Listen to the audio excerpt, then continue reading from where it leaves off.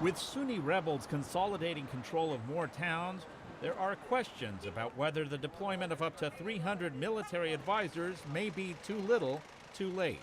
President Obama dispatched Secretary of State John Kerry to Iraq this week to push for unity against the Islamist insurgents and an Iraqi solution.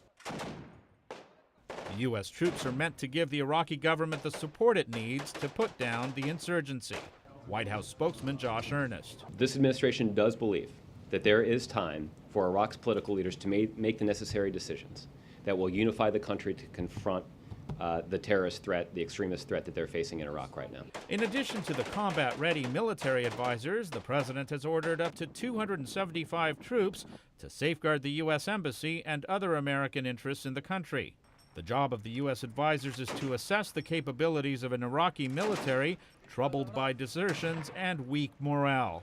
It may be difficult for the administration to keep troop numbers low, says Julian Zelzer, a political history professor at Princeton, via Skype. Once you send 300 people there, at a minimum, if they recommend the need for more, it's hard for the president to then ignore the very people he sent to find out what should be done.